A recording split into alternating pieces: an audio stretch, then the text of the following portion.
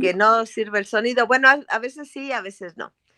Pero bueno, a nombre del Centro de Investigación y Estudios Transmodernos, pues les damos la bienvenida a esta sesión de ética y gracias al maestro Aldo por su generosidad de compartir con nosotros toda esta sabiduría, toda esta Ujú. experiencia, esta metodología, esta forma de ver la vida principalmente desde el corazón y unir ese corazón con la mente, ¿verdad? Que luego a veces no se une. Pero bueno, pues a nombre de todos, muchas gracias, maestro Aldo, y adelante, suya Al, la palabra. al contrario, como siempre es un gusto estar aquí en el CIET, eso, me siento parte del CIET de ustedes y bueno, con gusto venir a compartir esto y más que compartirlo, lo que me ha gustado muchísimo es cómo hemos estado fluyendo, ¿no? Hemos estado compartiendo, sí ha sido expositivo, pero de alguna manera también ha sido una especie de diálogo donde entre todas y entre todos pues vamos haciendo los aportes y me parece que eso ya es dar un gran viraje, ¿no? Ya es un gran viraje, como bien decías, querida doctora José, pues es un viraje ya metodológico también y de vivir, ¿no? Entonces, espero que el día de hoy no sea la excepción y no lo será. Yo también traigo otra vez materiales, entonces, pues empezamos la sesión del día de hoy, nuestra tercera. Ay, déjenme abrir, aquí está Creo ya. que hay un compañero, Luis, levantó la mano. Si quieres Ajá, comentar algo, Luis, adelante. por favor. Buenas noches a todos, buenas noches compañeros. Me estaba conectando nomás. Ah, ok, ok. Perfecto, perfecto, Luis. Luis. Bien. Y bueno, nuestra sesión 3, pues continuamos. Ahora le ponemos justamente otro. Déjenme quitar aquí el WhatsApp, ya está. Entramos a un tema, si bien es cierto que le da continuidad a las otras dos, pues entonces ahora entramos a una propuesta, podríamos decir, propia, ¿no? Entender la ética desde una dimensión propia. Hemos estado haciendo, sí, desarrollo filosófico desde la ética, pero hoy ya empieza justamente a dar un viraje, ¿no? Y bueno, para entrarle a la propuesta, como las otras dos sesiones, me gustaría también que si alguien tiene algún comentario de que se llevaron el material, tuvieron inquietudes, tuvieron alguna duda, pues la pudieran externar en este momento para que pudiéramos hacer el inicio de nuestra sesión del día de hoy. Si hay algo que se quiera externar, algo que se quiera expresar, con gusto estamos para escuchar.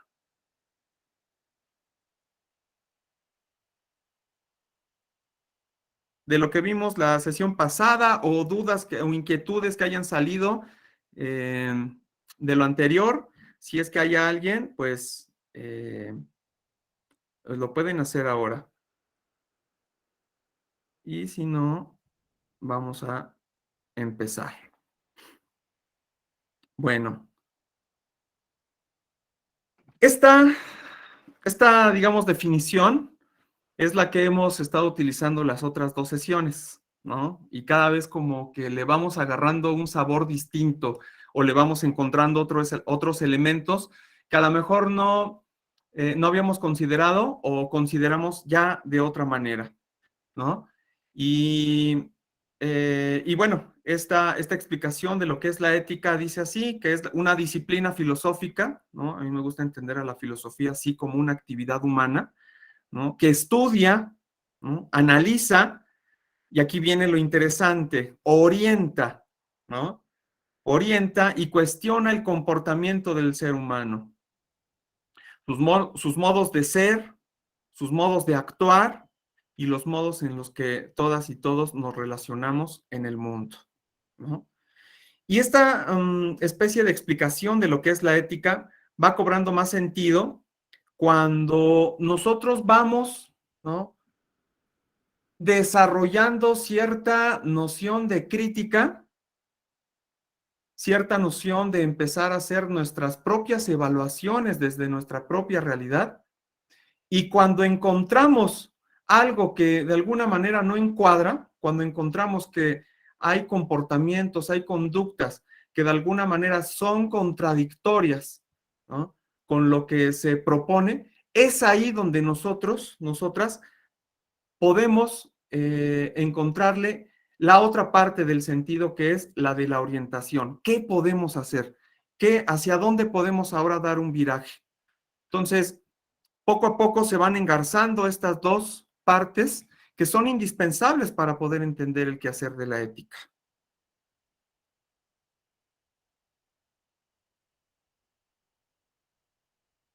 Decimos que la ética tiene entonces, por principio, valga la redundancia, quiere transformar, quiere ir más allá de la forma en la que nosotras y nosotros estamos, ¿no? Quiere transformar nuestra manera de ser, quiere transformar los comportamientos que se reflejan en lo concreto, ¿no? Estos modos de relacionarnos, para poder transformarlos, ¿no?, es necesario comprender algo que le vamos a llamar la especificidad de nuestra realidad. Todos los elementos que componen a nuestra realidad.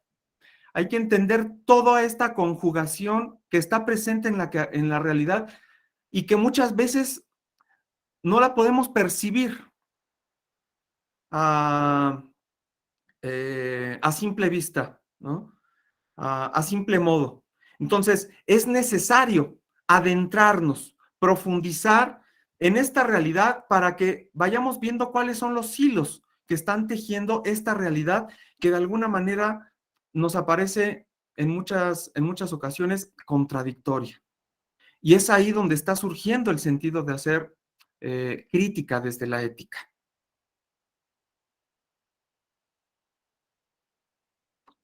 Decimos que una ética, cuando es crítica, es porque piensa. Pero bueno, también ahorita la doctora José nos decía algo interesante, ¿no? También se percibe, también se siente, ¿no? Una categoría que también, pues en Avia Yala se está desarrollando y que cobra cada vez más fuerza, porque esa ya es una categoría que evidencia negatividades y que nos puede orientar, ¿no?, hacia nuevos modos de relacionarnos. Entonces, una ética crítica, ojo con esto, diríamos, piensa desde nuestra propia realidad para identificar esos determinantes, todos esos elementos que nos condicionan, que le dan forma, que nos moldean, a todo esto que hemos venido llamando como a nuestro ethos, a nuestra manera de ser. Desde ahí tenemos que partir. Diríamos que si queremos hacer ética, que si queremos sentipensar, mejor dicho, éticamente, es necesario partir desde nuestra realidad y empezar a evidenciar todos esos condicionantes que están en la atmósfera y que hacen que yo me comporte de tal o cual manera. Una ética crítica, entonces, cobra sentido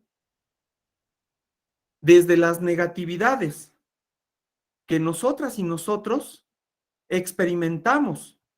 No es algo que nos estemos inventando críticamente desde la ética, sino que nosotros tenemos la necesidad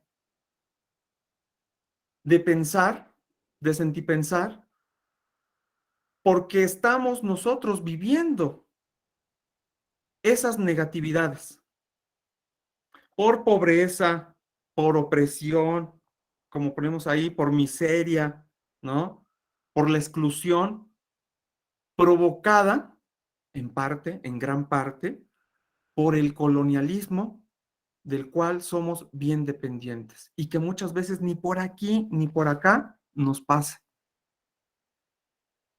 y creemos en muchas veces que esto es normal. Y ya lo ponemos entre comillas, porque justamente la crítica nos hace poner esas comillas, porque no es normal. Ustedes justamente desde el campo de la salud, ¿no? Desde el campo de la sanidad, hacen evidente justamente todas estas negatividades en las que estamos. Y ahí necesariamente ya hay una crítica, porque al hacer evidente justamente todos esos problemas en los que estamos inmersos, que no son normales, hay que irlos deshebrando poco a poco para evidenciarlos. Y que cuando los evidenciamos necesitamos elementos distintos de que una persona pueda sanarse. En primer momento, de que pueda sanarse y de que en un sentido, digamos, en un segundo momento que queremos que se haga una especie de constante, es donde nosotros queremos que la persona pueda generar ciertos hábitos que le encuentre sentido para seguir desarrollando su propia vida. Y en última instancia, la vida de todos y de todas. Entonces, quiero que quede claro esta parte que hemos estado insistiendo en estas primeras clases de qué onda con la crítica. La crítica, entonces, es la que hace evidente cómo nosotros estamos y nosotras estamos en una realidad que genera negatividades. Necesariamente tenemos que tener siempre esa crítica que haga evidente ello. Pero hasta aquí, no sé si hay algún comentario, hay alguna duda, hay algo que le quieran agregar, hay algo que no se haya entendido de lo que estamos diciendo. Compañeras, compañeros. Miriam, por favor. Hola, Aldo, hola a todos. Hola, Pues hola, fíjese Miriam. que algo que comenta usted no es muy cierto, la crítica, la realidad. Por ejemplo, aquí en su humilde lugar, de repente pues me llegan todo tipo de personas, ¿no? Y este punto de tener que enfatizar y enfocar también hacia dónde estas terapias, pero también, sobre todo, me ha llegado gente, ¿cómo le puedo decir? Que tiene una gran filosofía, ¿no? Pero sin embargo, percibes, bueno, yo desde mi sentir, yo luego percibo, porque me llegan a veces, es que fíjate que hemos buscado ayuda, esto, y llegan y ya, se van distinto, pero no tomo ni les comento en ciertas cuestiones, ¿no? Porque pues como son muy, siento yo que son como más personas que tienen más filosofía que uno y sin embargo con la terapia se van encantados, ¿no? Y tengo que tratar como de conectar, pero también haciéndolo consciente. Y sí, o sea, imagínate, a quién no le gusta, ¿no? Que le diga sus verdades, ¿no? Pero yo sí, ¿cómo le puedo decir? En esta parte que estamos viendo de la ética, ya ve que nos dejó unas tareas ahí, unas actividades, pues a veces sí pregunto, sobre todo más en el tema de aquí, de la cultura, en donde estoy, es mucho de ser católicos, de alguna religión, ¿no? Y entonces siempre van enfocados así como que, ¿y dónde están tus santos? O ¿con quién trabajas? Y cosas así. Pero sí, yo soy más de, ¿cómo le puedo decir? Como de conectar con esa parte. Pero sí me ha costado, ¿no? En ese sentido que usted está tomando ciertos puntos aquí, como de ser, sacar un poquito ese lado del ego, ¿no? Porque a veces también muchas veces vienen así, pero es que yo conozco y es que he ido y esas cosas, pero sin embargo, pues buscan la ayuda, ¿no? Por eso están ahí o llegan aquí. Ese es el punto que yo observo. Ok, ok. Oye, Miriam, ¿en dónde estás? Juchitán, en el Istmo, en Juchitán, Oaxaca. Estás en Cuchitán, perdón, sí, sí, sí. Sí, claro. Es que me llama mucho la atención la pregunta que haces, ¿no? Que de momento, cuando estás con las personas que dices tienen a lo mejor más sabiduría, son personas que traen toda un saber bien ancestral, pero fíjate que eso no quita la carga que le estamos llamando colonial, que es lo que hace evidente la crítica, ¿no? Cuando decimos crítica en serio, es decir, una carga colonial es la sobrecarga de ese ego, ¿no? Es cimentarte en ese ego. Y bueno, muchas veces como ya está tan incrustado en nosotras y en nosotros, pues es difícil, ¿no? Es difícil considerarlo o que lo aceptes, ¿no? O sea, bueno, yo me pongo también como ejemplo, ¿no? Sanar prácticamente esa parte del ego es complicadísimo, pero en esa pregunta, ¿no? Que tú dices, ¿hacia dónde? Ya de alguna manera también está presente la respuesta que estamos buscando, porque en sentido estricto, cuando hay una sobrecarga del ego, es porque hay entonces una fractura entre todo el tejido común. Y el tejido común siempre está apelando a que vivamos de la mejor forma posible. Y fíjate cómo entonces implícitamente ya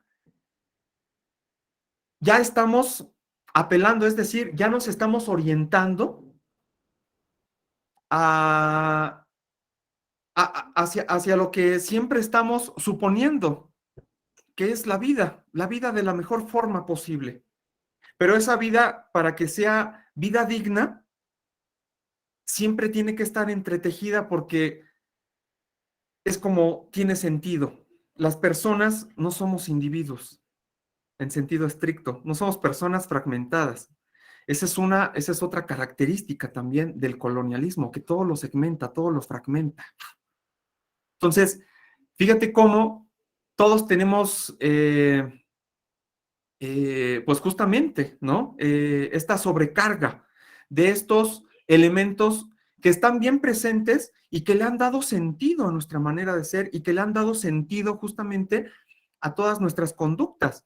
Entonces, evidenciar esto es necesario para saber qué es lo que de alguna manera queremos sanar. Y me parece que de alguna manera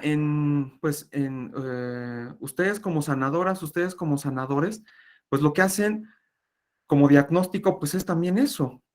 Necesariamente desarrollan ya una crítica porque están evidenciando justamente qué es lo que está desequilibrando. Y al menos yo aquí identifico estos elementos, dado lo que tú nos estabas compartiendo, ¿no? Estos elementos que son justamente lo que segrega, lo que fragmenta, lo que divide, ¡pum! El aislamiento. Bueno, cuando tenemos eso, pues claramente en las personas nos ocurren desequilibrios, porque ya no hay un sentido entonces también de mi existencia. ¿Cómo volver a reequilibrar entonces? Ahí está entonces la necesidad de reorientar las maneras de ser, de reorientar el ethos. Y yo sigo insistiendo que de alguna manera ustedes ya hacen eso. Y eso es lo rico, eso es lo interesante, ¿no? Que entonces no se tiene que llevar, se me hace muy interesante entonces que en el doctorado, que ya aparece implícita, o como se dice en la educación, ya está transversal la ética porque ya siempre está la crítica. Tenemos que saber de dónde estamos partiendo, tenemos que saber qué negatividad hay, qué problema hay para poder trascender, para poder curar, para poder sanar. Entonces, si no está esta dimensión, difícilmente vamos a poder saber hacia dónde vamos. No sé si hasta ahí también retroalimenté un poco, querida Miriam. Sí, de hecho, algo que yo recuerdo de la doctora José fue mucho de que, aunque yo tengo 10 años atendiendo, y pero también hacer un lado ese ego, ¿no? Y conectarnos desde esta parte humana ver que realmente también, pues, como dicen, ¿no? Ver esa parte más en ese amor incondicional también, ¿no? De todo lo que acaba de decirnos ahí, esa parte, dije, no, pues sí, sí es esa parte, ¿no? Pero Ajá. sí, así es, Doc. Muchas gracias. Al contrario, muy bien, muy bien. Y ahorita hablamos de esto, del amor incondicional, porque va a aparecer. Por favor, querida doctora José. Pues fíjate que me, me, me hace mucho sentido, pues todo me va, como que todo va ligando, ¿verdad? Pensaba un poco en la crítica, decimos que la crítica constructiva, la crítica positiva, sin embargo, también la crítica es una manera de, de salirse de los zapatos del otro, Sí. ¿sí? O sea, creo que la crítica parte de un principio fundamental del deber ser, ¿no? El deber ser, em, no sé, como de social, como cultural, etcétera. Sin embargo, de repente, pienso que tal vez en una ética distinta, no sé, estoy diciendo puras estupideces, No, discúlpame, no, porque no, no, no. tú eres muy, eh, o sea, está muy bien, no, estoy hablando, estoy pensando en voz alta, Sí, discúlpenme sí. todos, pero tal vez se podría generar una ética de la no crítica, Ajá. porque la crítica a nivel emocional, espiritual, físico, produce estados de estrés muy altos, porque el principio fundamental de la crítica es el control sobre lo que sucede, lo que está pasando, ¿no? Y entonces cuando tenemos esta dimensión de yo sé lo que tiene que hacer el otro o la otra, ¿sí? Entonces eso produce un estado de estrés porque aunque yo sepa lo que tiene que hacer el sanado o lo que tiene que hacer la señora de la tienda, es evidente que no está en mis manos lo que suceda, aunque yo tenga un alto grado de intervención. Porque también hay otra parte dentro de la cuestión social que nos han enseñado desde hace décadas que alguien puede hacer las cosas por nosotros, que el médico puede sanarnos a través de sus pastillas y que nosotros tenemos que poner en sus manos la vida, ¿sí? O que el político puede resolver los problemas sociales, por eso hay que votar por él, ¿sí? O que el peluquero nos va a decir cuál es el estilo que más nos corresponde, ¿sí? O que el que nos corta las uñas nos las va a pintar y nos las va a poner nice para que en los guaraches se nos vean bonitos. Claro, O que claro. el cura nos va a conectar con Dios allí en la iglesia, ¿no? Y entonces también este desempoderamiento, al mismo tiempo que el ser humano, las personas, las mujeres y los hombres, somos desempoderados porque todo mundo va a hacer algo que nos corresponde a nosotros, pero nos dan la función de la crítica. Y entonces en esta función de la crítica, entonces yo sé que le conviene a mi vecino, yo sé que le conviene a mi alumno, yo sé que le conviene al político, yo sé que le conviene al social, pero desde mi estado de confort, de yo no me muevo. Y entonces hay gente chingoncísima que tiene las super ideas y que todo quieren, escriben artículos o o dicen, ¿no?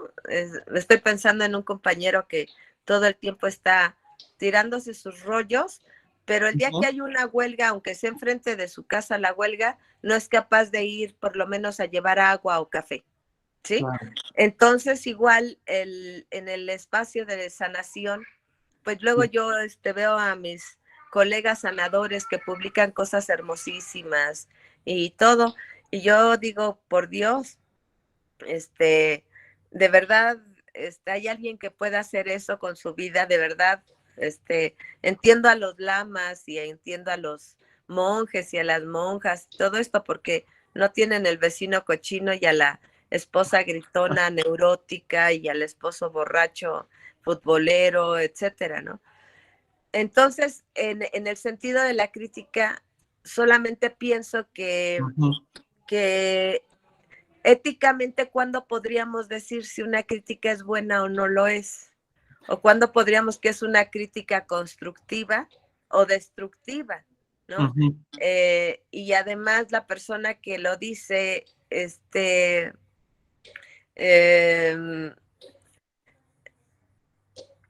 pues la carga, ¿no? Las articulaciones, los dolores musculares, el cuello. La gente que es muy crítica sufre de tensión muscular y Ya me eso andas quiere viendo. decir que es algo que no está fluyendo naturalmente. Perdón, divagué demasiado. No. Muchas gracias, Aldo. No, súper rico lo que acabas de decir. Y me gustó esta ética crítica de la no crítica. Y yo, fíjate que, ay, otra vez iré yo, pero yo pensaría, Aldo pensaría que una ética crítica está más allá de lo deóntico, del deber ser.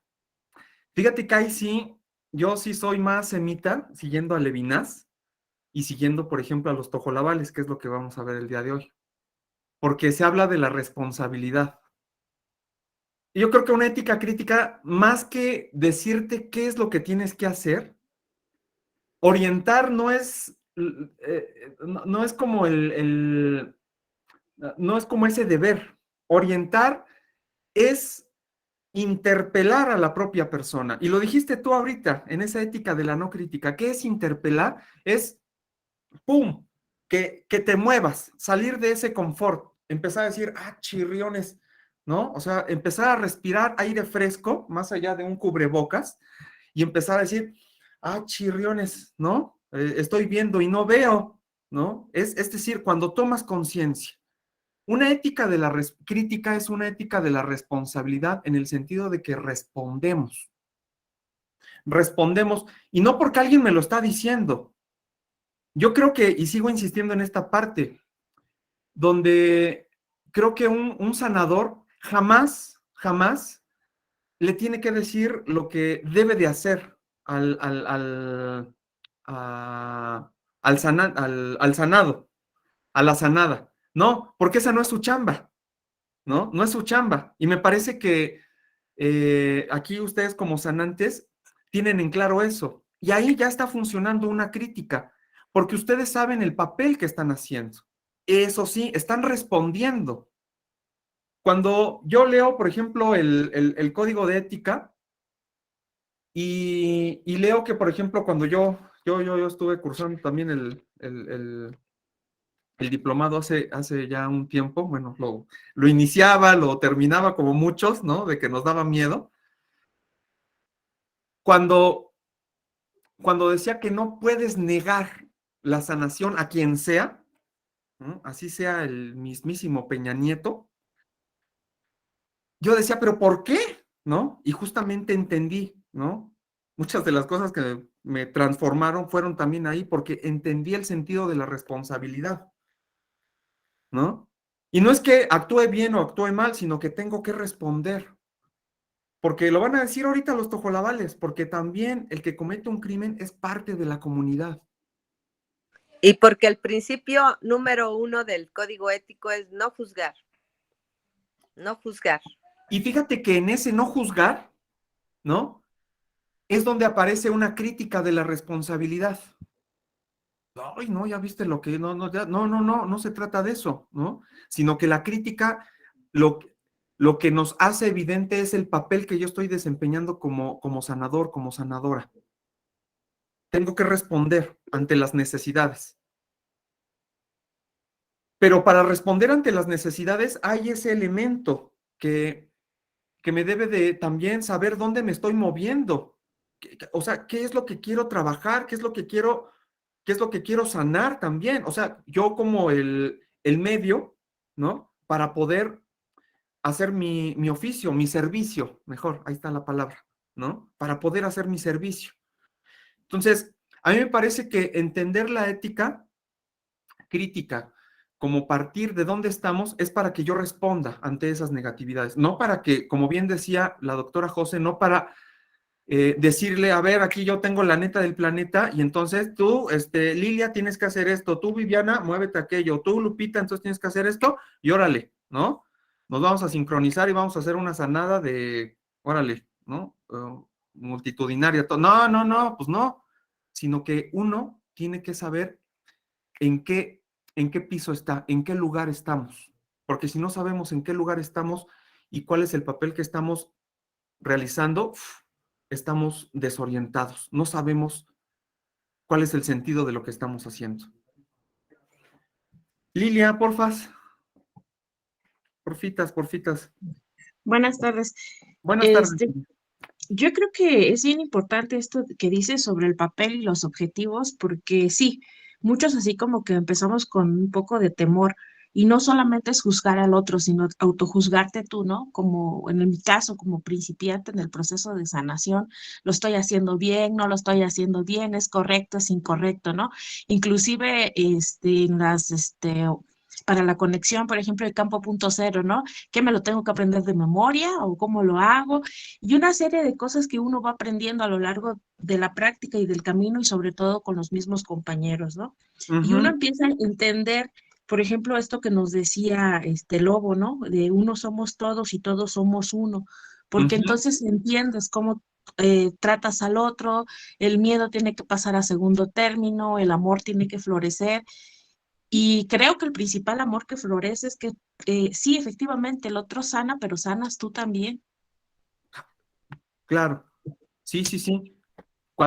Porque todo está ligado, ¿no? Todo está entrelazado. Y creo que tienes toda la razón. Yo nada más, fíjate que seguiría insistiendo en esta palabra del juzgar, y ahí sí sigo y tomo lo que dice la doctora José, porque sí nos da miedo. Te lo digo también, o sea, porque yo hice las primeras 2 veces, me quedé trunco y hasta el final, la tercera vez, ahora sí como dicen por ahí, la tercera es la vencida, ¿no? Terminé el diplomado. Y más que juzgar, sí están todos esos miedos porque sí están presentes, sí, todas estas angustias, todas estas incertidumbres, claro que sí, ¿por qué? Porque entras a un plano totalmente distinto, ¿no? Es algo, dice el filósofo semita Emmanuel Levinas, dice, entras en un plano de lo absolutamente otro, es decir, entras, dice, en un país en el que jamás hemos vivido y claro que da miedo. Pero fíjate que sucedió algo interesante también y creo que ahí vamos a tener muchos puntos en común. Yo sigo insistiendo que más que juzgarte, cuando agarramos el patín, cuando entendimos cuál es el papel que estábamos haciendo ahí, respondimos simplemente. Ya no tuvimos ni tiempo para poder decir, ay, lo estoy haciendo bien, sino que, ¡pum!, le entraste y tuviste que responder, porque estamos en un estado de emergencia. Cuando entendimos que o le entramos o la realidad se vuelve cada vez más cruda, ya ni siquiera tuvimos tiempo de entrar en esos prejuicios, en ese juzgarnos, sino que, le entramos. Y es que hice esto y bueno, no lo hice tan... creo que aquí no fluyó bien la cosa, a ver qué voy a hacer, a ver, me voy a conectar otra vez, ya, por aquí, va por acá. Es decir, le entramos, porque respondemos. Porque cuando tú entiendes dónde estás, cuando tú sabes dónde estás, ¡pum!, en automático le entras, porque le entras. Otro ejemplo y te doy la palabra, Vani. Cuando iban a ser nuestra pequeña Erendirani, ¿no? Hija de 8 años, híjole, yo estaba ilusionado, estaba enamoradísimo, pero me aterraba y decía, ¿y cuando nazca y la voy a agarrar? ¿Y si se me cae? ¿Y si no voy a saber cómo hacerlo? Es decir, entraba en estos prejuicios otra vez. Y lo estamos haciendo bien y lo haremos. Y de repente entendí también, ¿no?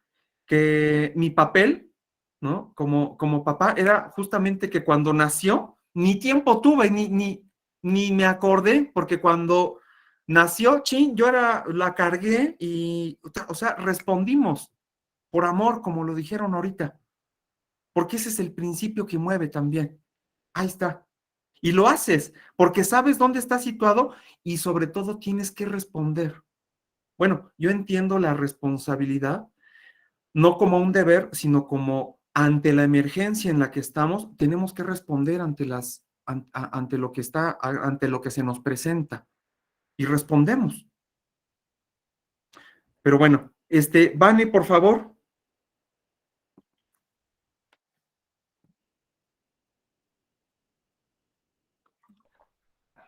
Hola, muy buenas noches. Buenas noches, Vane. Muy interesante este debate, incluso con lo que comentó profesora Josefina, porque creo que hay formas de juicio, juzgamentos. Puede ser un juzgamento de valor y un juzgamento de realidad, donde el juzgamento de realidad no hay preconcepciones ni juzgamento de valores y moral. Entonces, creo que es posible hacer un juzgamento sin considerar nuestras concepciones. No sé si expliqué bien. Sí. ¿Comprendiste? Sí, sí, sí. Y claro, cuando decimos que nosotros nos tenemos que orientar en una ética crítica,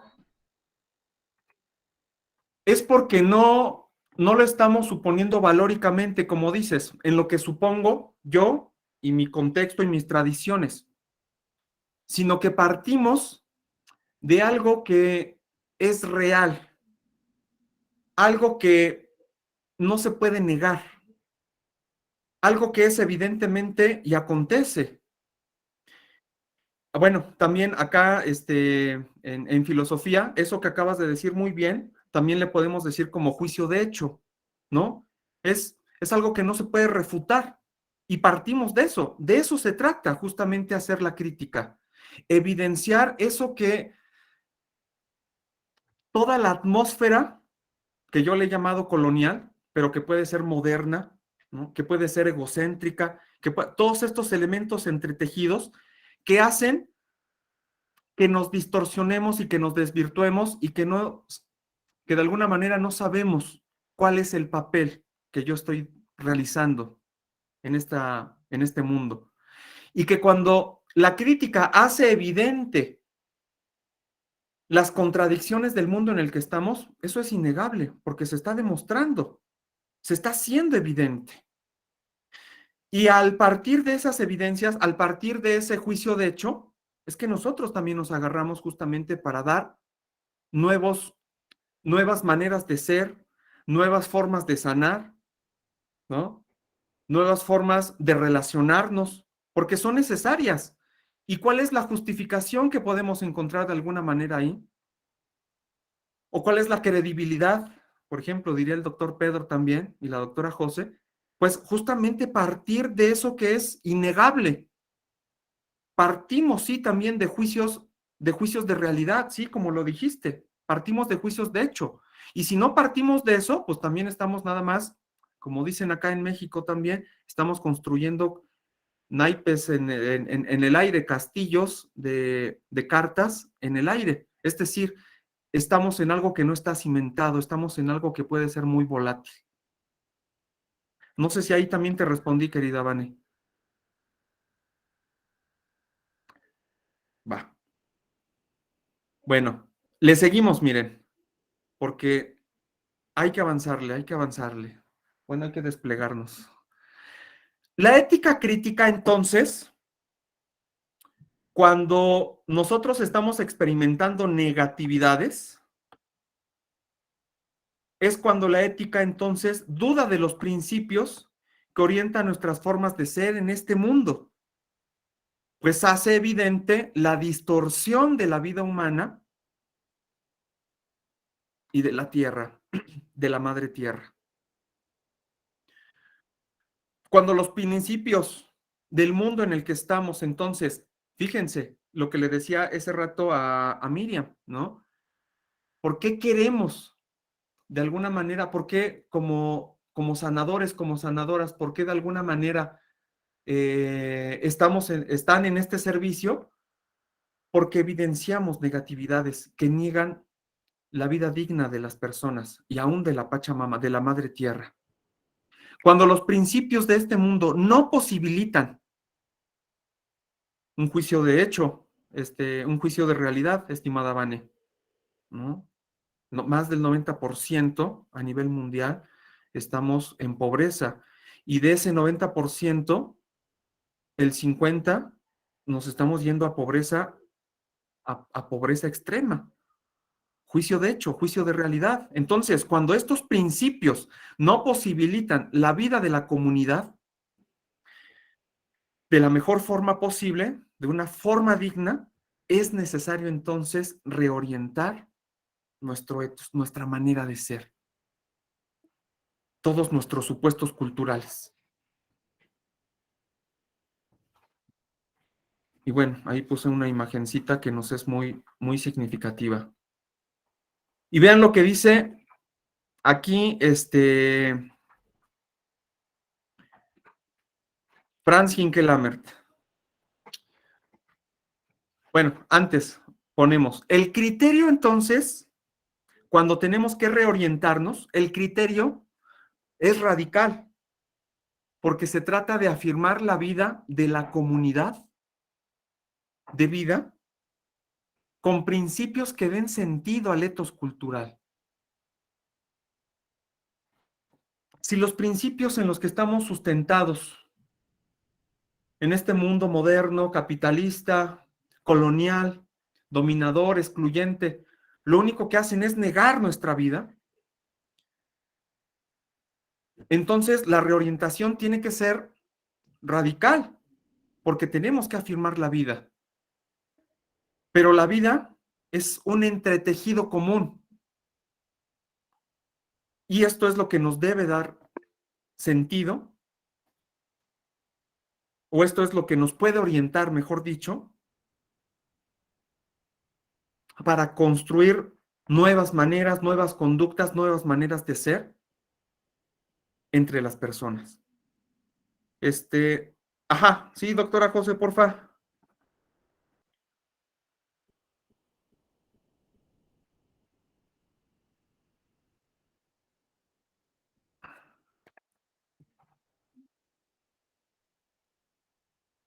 Ay, ¿está apagado tu micro, querida? Poner el desorden. ¿Eh? Ay, perdón, no, más bien fui yo, prendido. estaba trabado, perdón. ¿Sí? ¿No me escuchan? Ya, más bien fui yo. No, ¿Sí? fui yo. Me voy afuera porque creo que aquí hay mala señal. Digo que aquí está el meollo del asunto, porque efectivamente cuando hablamos del asunto de la vida, Ya te pues escucho totalmente. esa filosofía moderna o antigua o de la Edad Media, de pronto puso en el centro al ser humano. Perdónenme todas y todos, espero no ofenderles. Pero efectivamente para mí ese es el punto de anclaje, ¿no? ¿Por qué vale más la vida de un humano que la de un árbol, o la de una araña, o la de una hormiga, o la de un elefante? Es decir, yo no digo que se atente contra el ser humano, nada, o sea, una cosa no lleva a la otra. A lo que voy es que en el principio ético donde se defiende la vida, donde se debería defender la vida, donde el límite de todo es la vida, ¿sí? ¿Qué pasa cuando en esta crítica, esta ética crítica, se pusiera la vida humana, la vida, entendiendo la vida como humana como todo lo que está vivo en el planeta? Y que pudiéramos, yo por ejemplo, sufro mucho, yo les doy clases de cuarzos, y sufro mucho cuando la gente puede comprarse unos cigarros de 85 pesos, que me han dicho que eso cuestan, pero no quiere pagar 30 pesos por un cuarzo. Ajá, o sea, una cuestión ahí, ¿no? Una cosa, o se puede comprar una botella de mezcal de 350 pesos, pero no puede Una pagar, Coca-Cola. no sé, alguna cosa. Estoy diciendo estupideces, ¿verdad? De verdad. No, A lo que voy es que el cuarzo está vivo, ¿sí? Tiene ADN, tiene frecuencia, todo esto lo usamos como herramienta de sanación y toma una cosa, es algo muy bonito, ¿no? Y también, por ejemplo, las hormigas, ¿no? Que le echamos cloro para matarlas, no nos hace nada ni nos pican, pero no las queremos ver, o las arañas patonas que se ponen adentro de la casa y andamos fumigándolas, no sé, en este principio ético que tú comentas, a mí me gustaría también agregar que la vida, ¿cómo podría ser que nos saliéramos de ese esquema de pensar que la vida se refiere solamente a los hombres y a las mujeres y que pudiéramos hablar de la vida como todo aquello que nace, crece, se reproduce y muere? ¿Sí? Los cuarzos crecen y los cuarzos se mueren también, ¿sí? ¿Qué más? No sé, las plantas, los animales, eh, no sé, no sé, espero sí, ya sí. no detenerte, Aldo. No, no, no. Gracias. Al contrario, mira, porque cuando nosotras estamos hablando de que un criterio radical es afirmar la vida de la comunidad, aguas. Sí, sí, sí, sí, sí. No estamos refiriéndonos nada más en un sentido antropocéntrico, ¿no? Antropos, o sea, solamente al hombre y bueno, también a la mujer, a lo humano, pues, sino que nos estamos refiriendo por eso al final le ponemos vida, la comunidad de vida, porque la vida es más allá que las personas, ¿no? Más allá que la humanidad, ¿no? Yo me quedé interpelado, es decir, me choqueó, me desinstaló cuando conocí la terapia del campo punto cero y bueno, pues ahí te empezabas a dar tus ñericazos, ¿no? Y decías, chirriones, ¿qué onda, no? ¿Qué pasa? Pero, y empezabas a darle sanación a alguien más, ¿no? Y decías, ay, no inventes, ¿qué onda? O sea, es algo totalmente inimaginable, ¿no? O sea, ni por aquí. Pero de repente cuando me enteré que podemos también vincularnos con las plantas, con los animales, dije, no, bueno, o sea, esto ya, o sea, me rebasa. Y cuando lo haces, ¡chas! Aparece justamente una dimensión de la vida, pues, aparece una dimensión muchísimo más amplia, como lo estaba diciendo la doctora José, ¿no? O sea, la vida es más, no, es más, muchísimo más de lo que nosotros hemos pensado. Y bueno, también el problema es que nada más hemos pensado y no hemos sentido, no hemos percibido, ¿no? Ibas Os y después Luis, por favor.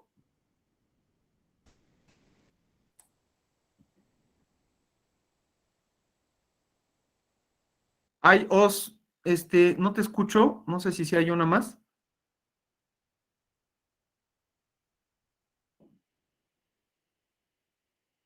Ay, no, no se escucha, nada más vemos que estás, No te escuchas, Oscar.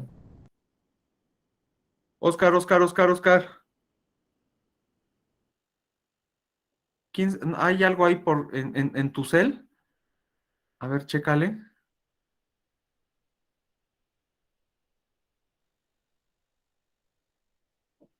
Ay, no sé dónde está. ¿Se salió, Oscar? Sí, ok, bueno, Luis, y ahorita le damos la palabra otra vez. Bueno, estamos en una clase en donde se vale filosofar. Claro.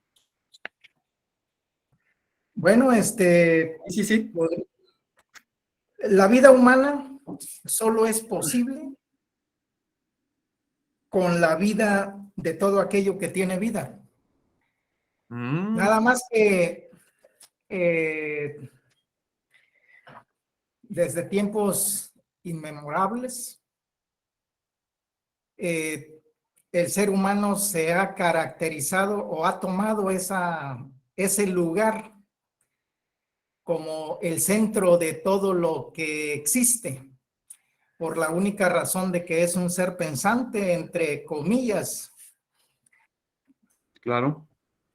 Entonces, pues esto permite que en cada tiempo, en cada época, en cada comunidad, en cada sociedad, en cada organización, pues necesariamente que existen pensamientos que tienden a esa transformación, a ese cambio, a esa evolución. Esas mentes que siempre está viva el concepto de que es necesario no apegarse a algunas cosas que deterioran la conducta humana o la vida misma.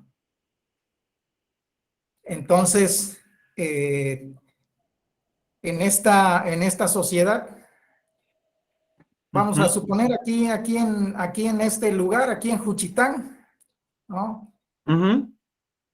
Hay cosas muy arraigadas que a mi juicio ya no tienen razón de ser. Y más sin embargo, por costumbres, por tradiciones, y tienen que seguir en lo mismo, aun cuando no tenga nada que de beneficio toda esa actividad. Entonces, ya en nuestro trabajo, como que cuando entramos a esa dinámica de reconocer todo aquello que cada paso que nosotros damos y que reconocemos que a veces pues nos equivocamos, o la mayor parte de las veces nos equivocamos. Lo importante aquí está en que reconocemos que nos equivocamos, ¿no? Y eso tiende a mejorar nuestra actitud. Claro. Sí. Para ir avanzando y no únicamente pues en una forma individual, ¿no? Sino también Claro. con nuestra actitud podemos hacer que nuestro mundo circundante pueda también tener esa participación. Bien. Sí. Mira, Luis, te respondo rápidamente para darle la palabra a nuestro querido Oscar. Mira, claro, un problema colonial que nosotras tenemos, y bueno, esto prácticamente es a nivel a nivel mundial, y en Abya Yala no es la excepción, es que todo se centró siempre en lo humano. Y esto tuvo que ser, se tuvo que desvirtuar el ser humano, la ser humana de la tierra, para que pudiera cosificarse a la tierra, para que pudiera concebirse como naturaleza. ¿Qué es naturaleza? Es el objeto que se puede manipular. Entonces, fíjate cómo nosotros tenemos todavía ese problema bien arraigado y de raíz, porque estamos desvinculados de la tierra. Y una ética crítica entonces también tendría que reconstruir y tendría que sanar también ese lazo con la tierra, ¿no? Se tendría que volver a generar ese vínculo armonioso. Y me parece que aquí también se hace, ¿no? Ahora sí que indirectamente les ando echando porras, pero porque es verdad, ¿no? Tomando lo de Vane ese rato, no es un juicio de hecho, porque también se intenta generar todos los vínculos que se han roto, y lo decíamos ese rato con Miriam, ¿no? Y entender justamente todos esos, más que errores, querido Luis Alberto, porque sí, también dices tú, nos equivocamos. Yo diría, desde una ética de la responsabilidad, de nueva cuenta, responder a esto que tampoco nosotros podemos alcanzar a ver, porque aún como sanadores, aún como sanadoras, pues se nos van cosas y de repente por ahí se desajustan ciertas cosas que, o sea, uno no hace porque las quiera provocar, sino porque hay cosas que a lo mejor tú tampoco puedes mediar. Pero una ética de la responsabilidad, lo que te diría más que entiendas que te equivocaste, te diría más bien, asume las consecuencias de tus actos, responde a eso. Y me parece que también se intenta hacer, se pretende hacer. Queremos resolver esos desajustes, esos desequilibrios que también son provocados por nosotros, ¿no? Y se vale también aceptarlos, ¿no? Y uno también se tiene que sanar. Y uno tiene que entrar al equilibrio también. Pues porque uno es sanador, uno no es, no sé, uno no es mago, pues, ¿no? Luego ahí vienen esas críticas de que, oye, pero pues es que tú como sanador, pues es que, pues deberías, no, pues tampoco, pues no hago magia, ¿no? O sea, pues también tengo límites, ¿no? Pero asumo las consecuencias. ¿Por qué? Porque de lo que se trataría es de responder ante ante esos desequilibrios que también aparecen. Y me parece que también es válido y lo tenemos que hacer. O sea, pues uno también tiene límites y bueno, uno no alcanza a medir todo y pues hay que asumir las consecuencias de esos actos que estamos haciendo. Perdón, queridos, dije que despacito y poquito, pero ya estás. Gracias. A ti. Por favor.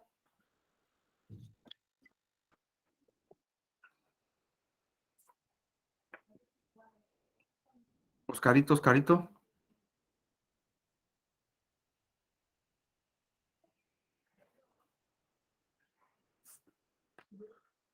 Un temazcal y eso es lo que les estoy compartiendo. No, esto sí es interdisciplinario e intercultural. Oscarito, no se escucha. No sé si sea yo nada más otra vez. No, no se escucha. Debe de ser por ahí híjole, debe de ser por No, ahí el no se micro. escucha. No se escucha, ¿verdad? Ay, Oscarito. Perdón. A ver si ahorita, voy a seguir y si se activa tu micro, no importa que yo esté hablando, por favor. Por O que lo favor. escriba. O que lo escriba también. Es que va manejando, creo. También va a ser complicado. Bueno, seguimos, miren. Es ahorita eso que dijo la doctora José y esto que dijo Luis, ahorita va a salir a relucir. Nada más quiero presentarles esto bien interesante que dice Franz Hinkelamer. Este filósofo sociólogo también es un todólogo como muchos de nuestros queridos chamanes que sabemos y que, híjole, tienen una iluminación impresionante, ¿no? Entonces, fíjense lo que dice Franz Hinkelamer ante la emergencia que nosotros y nosotras estamos viviendo, ¿no? Avasallados por este colonialismo que yo quiero seguir insistiendo. Dice, no es la ética la que afirma la vida. Ah, chirriones. Entonces, dice, sino que es la afirmación de la vida la que crea una ética. O sea, que cuando nosotros, retomo lo que decía Miriam al inicio, que cuando nosotros estamos como sanadores buscando sanar desequilibrios en uno mismo, en personas, en la naturaleza, es decir, buscar el entretejido de nueva cuenta, volver a tejer el entretejido y que la vida de la comunidad se reproduzca de la mejor forma posible, en ese buscar no es que estemos entonces presuponiendo algo ético, sino que cuando vemos que la vida no se está afirmando, que estamos experimentando una negatividad de todo el conjunto existente de vida, es ahí donde surge la necesidad de reorientarnos hacia una ética de la vida. Tenemos que reorientarnos en otros principios. Por eso es bien interesante lo que dice Hinkelamer, es que la ética no es que esté por ahí y entonces, ya hay que agarrarla, porque eso supondría que ya hay algo establecido. Y cuando hay algo establecido, que era lo que yo le comentaba también ahorita a la doctora José, cuando hay algo establecido, hay algo que ya está determinado entonces. No, de lo que se trata es que nosotros y nosotras tenemos que crear y tenemos que reorientarnos nuevos principios que hagan evidente también la producción, que sea un juicio de hecho donde la vida, siguiendo a Vane, donde la vida se reproduzca de la mejor forma posible. Y que todavía, como ahorita Luis y la doctora José decían, que esa vida no solamente sea antropocéntrica, donde lo humano sea el centro, no, sino que se le dé lugar al humano dentro de todo este tejido de vida, que aquí le llamamos comunidad de vida. Por eso es que dice Franz Hinkelammert, con la afirmación de la vida es que es necesario que aparezca una nueva ética. No sé si ahí me expliqué, compañeros, compañeras. Y luego viene Enrique Dussel para decir que toda ética que se propone desde un lugar que nosotros estamos viviendo como negatividad y donde nosotros buscamos una nueva orientación, esa ética pretende ser justa, ser bondadosa, ser amorosa, como decían ahorita, para todas y todos, y todo el tejido de vida. ¿Alguien alzó la manita? ¿Me escuchan ya o todavía? Ya te escuchamos, Oscar. Échale. ¿Me oye? ¿Me sienten? Dijera Talía. Sí. ¿Ya? Ya Bueno, te quizá escucho. ya, perdón, quizá ya mi idea ya se zafó del ¿No? tema, aunque no, bueno. Sí, es que hace rato era respecto a lo que estaba comentando la doctora José, ¿no? Sobre la ética a final de cuentas, de la no crítica, de no el juicio, de no juzgar. Ajá. Ok. En donde decía también que la existencia o el todo no era centrado en el humano, ¿no? Y que lo venías repitiendo en la primera sesión. Recuerdo que hice una participación, yo creo que ahorita tal vez puede quedar un poquito más claro. Ajá. Porque justamente me refería a eso, cuando incluso mencioné es que puede ser la ética un poco subjetiva, y decías, bueno, no, la ética no es subjetiva, y efectivamente, probablemente la cuestión es que subjetivo es la persona que ejecuta o que hace la ética, ¿no? Porque vive en una realidad, en su propia realidad, y como para esa persona el ser humano es el centro de la creación, el centro del universo, y todo todo ese juicio de la ética, que a lo mejor esté haciendo ética o ni siquiera lo piense, simplemente lo haga, esté partiendo desde una creencia, pues obviamente muy particular de la realidad, ¿no? Y a partir de su realidad está entendiendo la vida. El punto aquí es cuando a través de este ejercicio que hacemos de crear conciencia a partir de estudiar, por ejemplo, el doctorado, el diplomado, meterse a los cursos de Dierickan, donde uno empieza a tomar más conciencia, te das cuenta que empiezas como a formar parte, o eres consciente del que estás integrado a toda la vida del universo en su totalidad, y no eres el ser humano, la Coca-Cola del desierto, ¿no? Eres hermano del animal, del águila, del sol, de todo, y entonces le das su lugar a cada cosa, y tú no eres como el que hace juicio nada más, ¿no? Entonces dejas de juzgar y tu ética se transforma, esa ética se transforma, fíjate. Ya no es desde el ser humano como centro hacia todo lo que está a tu alrededor, ¿no? No, sino se vuelve una herramienta. Bueno, no sé si me siguen escuchando. Sí, totalmente. Ay, perdón, sí. Entonces, viene siendo la ética una herramienta, ¿Sí? un martillo que alguien puede utilizar para clavar un clavo, alguien puede utilizar para sacar un clavo, alguien, a final de cuentas, ¿no? O sea, luego se llega a hablar sobre, por ejemplo, hablabas tú de esta realidad desde la colonización o desde la modernidad, y a veces se preguntan, bueno, ¿desde dónde viene entonces realmente el conocimiento? O sea, marcamos una pauta en la historia del ser humano, ¿no? Desde la colonia, por ejemplo, ¿no? Pero nosotros estamos mucho más allá de eso. Si yo quisiera encontrar la epistemología del conocimiento desde origen, o sea, vería yo que no soy nada más antes, después o antes de la colonia, ¿no? O sea, hay mucho más, ¿no? En la misma epigenética, en mis genes viene mi origen, que aún desconozco, Claro. ¿no? Tantas y tantas cosas que incluso se llegan a decir, que uno se llega a perder cuando intenta descubrir nuestro origen.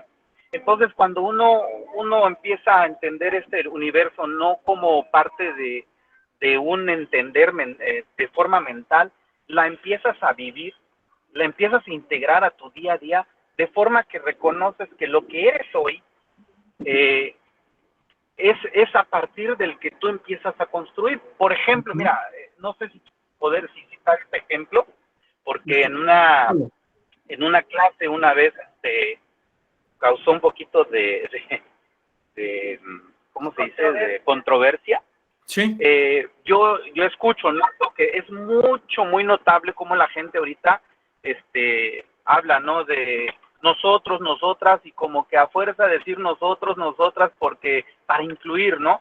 Y cuando en realidad, si tú aceptas lo que tienes hoy como parte de tu lenguaje, que es nosotros cuando hablamos en plural, por ejemplo, ya no estás influenciado, y desde ese momento, como tú estás incluyendo, tu propia energía incluye a todos y no hay necesidad de, ¿no? Yo, por ejemplo, no digo nosotras, nosotros, ¿no? Digo nosotros, X, ¿no? De cuentas no veo la diferencia, ¿no? Pero fíjate cómo sí hay cierta influencia. Entonces, por esa razón te digo que sí se vuelve muy hermenéutico el entendimiento de lo que es ética, ¿no? Y es un poquito complicado cuando ya se intenta aplicar. Pero sí, estoy en la misma sintonía de la doctora, ¿no? En cómo afortunadamente nosotros que estamos tomando todo este conocimiento a través de los cursos, talleres con el CIET, pues estamos aprendiendo, estamos generando, ampliando nuestra conciencia. Entonces, pues ese era el comentario, ¿no? Gracias, agradezco que me des la participación, y perdón ahí por el... No pasa nada, al contrario, muy buen aporte, y ahorita yo te voy a contestar, le voy a dar la palabra a la doctora José, por favor. Pues nada más comentando un poco lo que dice Oscar, no es un favor que nos hacen, el que nos incluyan en el discurso, es una obligación, porque efectivamente los hombres pueden decir nosotros porque han ocupado ese lugar de poder toda la historia. Y nosotras, pues es una exigencia el decir nosotras y nosotros, que no sea inclusivo y que además sea correcto, porque nosotras no somos nosotros. Es un poco también hablando desde esta epistemología del conocimiento, la lengua, el español, tiene concordancia de género. ¿Sí? Y, por ejemplo, en Canadá, el tiempo que vivimos nosotros allá, se hizo una política pública donde ahora el marcado era lo masculino, y lo no marcado, que era lo femenino, empezó a hacer todos los académicos y la gente por cuestiones de género, entendiendo que todas estas políticas públicas de exclusión y de naturalización de la violencia desde el discurso y desde los actos comunes, y era muy bonito que todos dicen nosotras, y de hecho Pedro, en sus formas de hablar, él siempre dice nosotras, y eso es algo muy lindo, que él ya no dice nosotros y nosotras, Pedro dice nosotras. Yo no puedo decir nosotras y nada más porque como soy mujer se toma como un acto de feminismo, yo no soy feminista. Y también en un encuentro que tuvimos de latinoamericanos en ecoversidades, neutralizaron el nosotras y el nosotros por nosotres, ¿sí? Y yo pedí que no, que dijeran nosotros y nosotras, porque las mujeres hemos hecho luchas desde desde muchas trincheras, a veces desde lo doméstico, a veces de lo académico, desde lo político, desde lo ordinario, y yo les pedía, bueno, primero nos anularon los y ahora nos anulan los neutros. Entonces pedimos, yo en mi discurso siempre utilizo nosotras, nosotros y nosotres, porque el nosotros viene a incluir a todas aquellas personas que no tienen identidad ni con hombres ni con mujeres, como son los queer. Y los queer es un movimiento mundial que ya tiene muchísimo peso y que también exige ser nombrado. Entonces no es una gracia ni es un favor, es posición política y es una posición espiritual, porque mientras nosotros no tengamos esa capacidad de simplemente incluir, sobre todo cuando decimos nosotras, que incluimos a nuestra madre, a nuestras hijas, a nuestras cuñadas, primas, hermanas, amigas, etcétera, y el decir nosotros sigue siendo masculino, ¿sí? Y mucha gente utiliza que en el español es el término no marcado, es el masculino, pues sí, no importa si es, por fortuna tenemos la lengua y creo que efectivamente cada acción cada paso que damos tenemos que darlo con conciencia y con amor, ¿sí? A mucha gente, yo en una ocasión di clases en una maestría y una mujer decía, yo no soy ingeniera, soy ingeniero. Y yo le decía, lo siento mucho, eres ingeniera aunque no te guste, ¿sí? Porque el español tiene marca de género y no es médico, es médica si es mujer, ¿sí? No es arquitecto, es arquitecta si es mujer. Y no es maestro, es maestra si es mujer. Entonces creo que toda esta situación es también un acto de conciencia, el decir yo te nombro porque eres mi compañera y te respeto como maestra, y te respeto como hija, y te respeto como esposa, y te respeto como madre, y no me quita ni 5 segundos decir, si digo nosotras, nosotros y nosotras, ese nosotras no me tardo más de 3 segundos en nombrarlo. Entonces, el no hacerlo sí es un acto de poder desde lo masculino. Claro. Y no importa si me llevo más tiempo, me siento ridículo. Creo que frente a tanta violencia, golpes, maltrato, ahora, por ejemplo, los hombres piden derechos iguales, ¿no? Y que las mujeres, cooperen de la misma manera en casa, pero siguen sin parir, siguen sin amamantar, siguen sin gestar, siguen sin hacerse cargo de las responsabilidades. No digo los de nuestro grupo, porque nuestro grupo son gente muy consciente y lo veo en todos los lugares a los que vamos, tenemos padres participativos y responsables de la crianza. Pero también nosotros como personas de luz tenemos que ir generando ese cambio. Y ese cambio no hacerlo como un favor a las mujeres, sino hacerlo como un acto de conciencia desde lo más profundo con algo tan sencillo que no nos cuesta nada, que es el lenguaje. Perdón, Oscar, no es contra ti, es un pensamiento muy común. Gracias. No, pues esto que acaba de decir Oscar y la doctora José es justamente una exigencia de reorientarnos hacia nuevos principios, hacia nuevos postulados. Retomo lo primero que decía Oscar, porque tiene que ver, y lo que dijeron ahorita ya tiene que ver con esto que voy a tomar de Enrique Dussel, ¿no? Oscar decía que entiende que la ética no es subjetiva. Claramente no es subjetiva. No. O sea, no es de un contexto, no es de una moral. Quien sí es subjetiva es la moral. Aquí el problema que tenemos con el colonialismo es que una moral, un contexto bien identificado, un contexto local, se impuso, se desplegó, ¿no? Se totalizó, dice Enrique Dussel, ¿no? Se desplegó tan abiertamente que dominó todas las maneras de ser. En este dominar, en este desplegarse como imposición, fíjense, entonces aquí estaríamos hablando que de algo subjetivo, con un efecto local como lo puede ser a lo mejor la Europa y todos sus supuestos, se impuso, piensen en Abya Yala. Al imponerse este colonialismo, se impusieron también roles de género, roles económicos, roles políticos, roles educativos, roles de todo. Y entre esos también se impusieron roles, ¿no?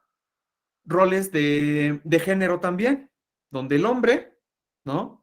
No es lo mismo ser esclavo de piel oscura, de ser hombre y ser mujer, porque ya ahí en el propio colonialismo, en la propia imposición del rol de género, ¿no? Quien recibe justamente el primer trancazo es la mujer. Lo que quiero decir con esto es que la crítica que se tiene que hacer desde la ética es sumamente compleja, porque vean cómo también ahí, cuando no identificamos cada uno de los hilos de la vida, nosotros lo que estamos haciendo entonces es seguir generando negatividades. Aunque nosotros estaríamos diciendo que estamos en un posicionamiento distinto, el no tener la crítica para evidenciar esas negatividades con el ejemplo que acaban de poner, eso agudiza de nueva cuenta entonces la crudeza de la realidad y por lo tanto tenemos la responsabilidad de seguir respondiendo ante esa opacidad de la mujer, del género femenino. Y dice Oscar, dice, bueno, para mí no representaría un problema, ¿no? Porque, pues al menos cuando dice yo utilizo el nosotros, pues de antemano yo sé que también ahí está la mujer. Puede ser que, dándote el voto de confianza, puede ser que sí, lo entendamos desde ti, Oscar, pero el problema es que la ética nos estaría ahí ya cuestionando porque dice, eso es algo muy subjetivo y no hace explícito el hecho de que tú estés considerando a la mujer en su propio ser. Por lo tanto, la ética nos estaría dando esa exigencia, ¿no? Como decía la doctora José, pero una ética nos estaría diciendo tenemos que responder ante eso que parecería ser muy simple, pero que no lo es. Porque nos sigue ahí turbando, nos sigue ahí todavía no esclareciendo y por lo tanto no tenemos clara la orientación de por dónde. Parecería muy sencillo este ejemplo que acaban de dar ahorita la doctora José y yo, pero es sumamente complejo al mismo tiempo, porque nada está implícito, porque si nosotros dejamos cosas implícitas, es como en sanación dejar pasar, pues ya, a ver, dejo pasar esto y dejo que respondo ella solita. Si hay de alguna manera una desvinculación, suceden desequilibrios también. Esto es lo que se quiere decir en este sentido. Que el hecho de que nosotros propongamos desde nuestras negatividades, ¿no? Desde la negación de la vida, una ética que afirme la vida, esto no puede ser subjetivo, sino que, ahí tomo lo que decía Vanessa hace rato, tiene que ser un juicio de hecho, no solamente un juicio de valor, sino que un juicio de hecho sería lo que intentamos proponer desde acá. que se dignifique no solamente la vida de las personas, sino de la Tierra, del cosmos y de todo lo existente y de todo lo viviente de la mejor forma posible. ¡Pum! Ahí estamos haciendo, como dice Enrique Dussel, una pretensión de universalidad. Pretendo que esto sea válido para todas y todos, para la Tierra, para el universo, para el cosmos. ¡Pum! Sea extensible, tenga sentido. Bueno, Enrique Dussel dice la vida digna y de la naturaleza, ¿sí? Porque de lo que se trata es que desde estas negatividades que estamos viviendo, aspiremos siempre a una validez para toda persona, ¿no? Y bueno, la Tierra y el universo, en cualquier momento y en cualquier lugar. Que esto tenga sentido y sea, como decías tú también, sea una herramienta que le dé sentido a todas las prácticas que nosotros estamos haciendo, incluido la sanación. Pero dándole el lugar y mencionando la propia dimensión de todo este entretejido en el que estamos. No sé si hasta ahí me logré explicar, compañeros, compañeras. Sí, muchas gracias. Creo que Miriam estaba pendiente. A ver, Miriam, please, please.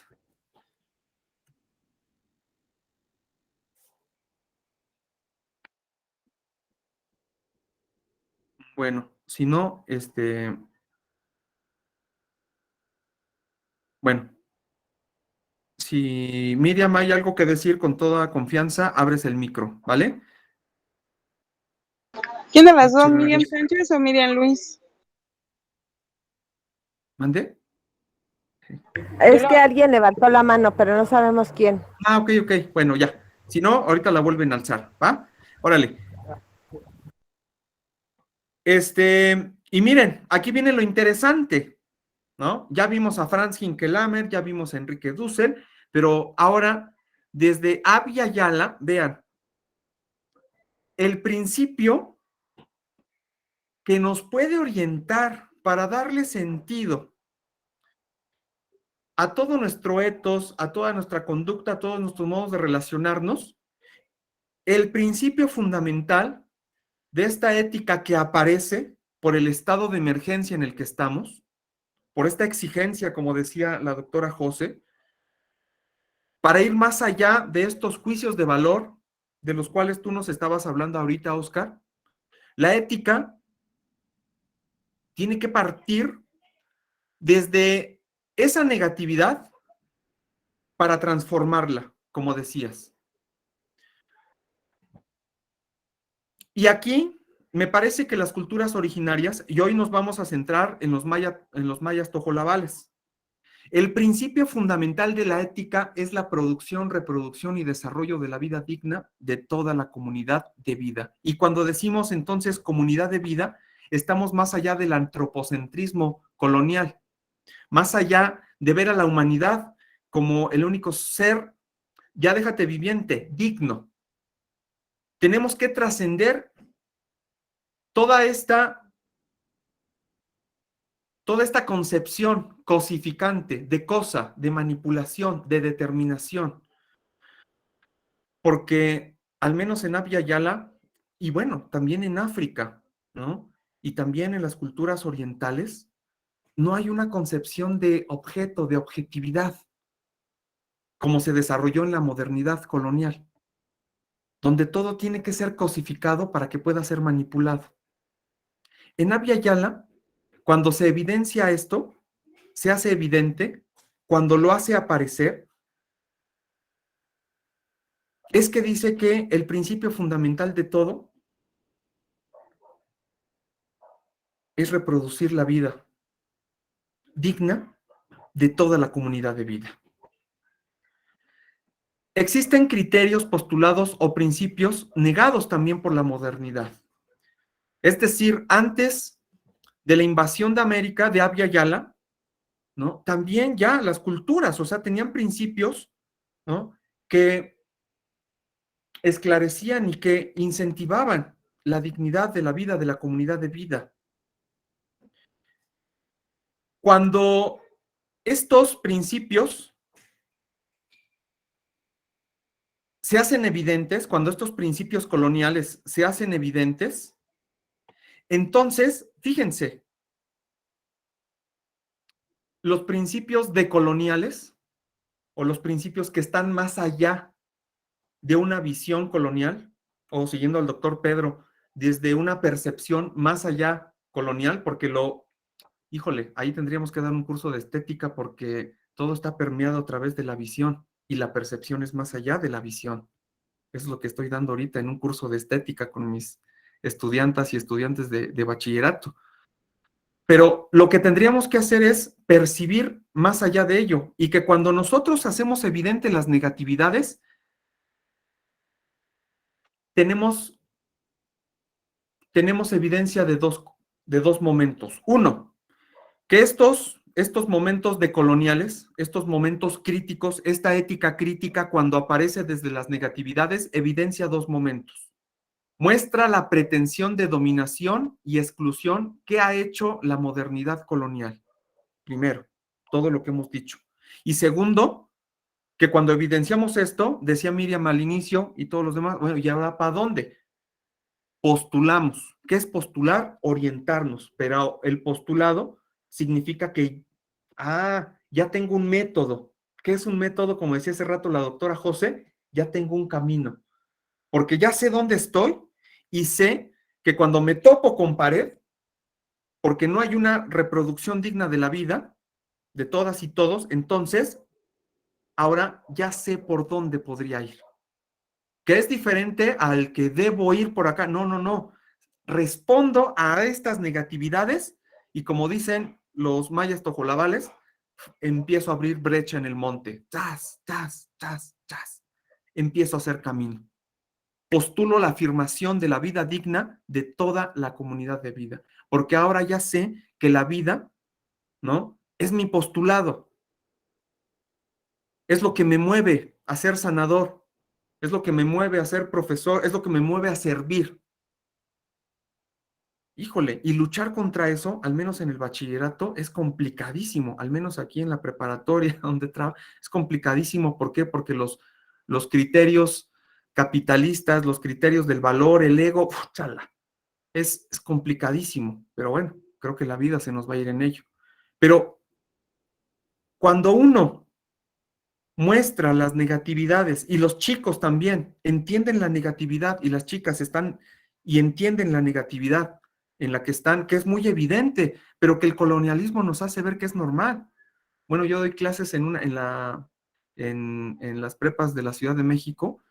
Estoy en un plantel en Iztapalapa. Iztapalapa es hacia el suroriente, los lugares que han sido relegados y las comunidades que han dejado a su suerte, ¿no? Entonces, es muy evidente la negatividad en la que estamos viviendo, en la que estamos, pero parecería tan normal que no hay una interpelación, es decir, no hay una exigencia para los chicos.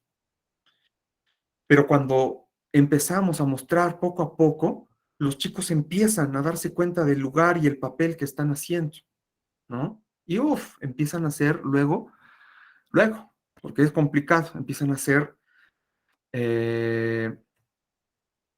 formaciones sorprendentes. Pero es eso, cuando entendemos que nuestra vida está negada y cuando entendemos que hemos sido fragmentados de una relación amorosa, chala. Y cuando se empieza a entender el tejido otra vez a través del amor, chala, la cosa fluye en otras circunstancias, ¿no? Y vámonos ya de lleno, ¿no? Fíjense que acá nuestro maestro Carlitos Lenkersdorf, allá cuando nos daba clases acá en la UNAM, pues Carlos Lenkersdorf fue una persona que se tojolabalizó. Él siempre decía, yo me tojolabalicé, ¿no? Se fue allá a Chiapas y estuvo prácticamente toda su vida. Después, porque migración lo quería deportar, pues tuvo que regresarse a la ciudad y bueno, ya sus últimos años llegó acá a la UNAM y bueno, nada es casualidad, hay causalidades y bueno, muchísimas personas fuimos alumnos de Carlitos Lenkersdorf, ¿no? Y bueno, él nos habla de un principio y un postulado, ¿no? Que es el famoso TIC. Pero, a ver, ¿alguien alzó la manita, por favor?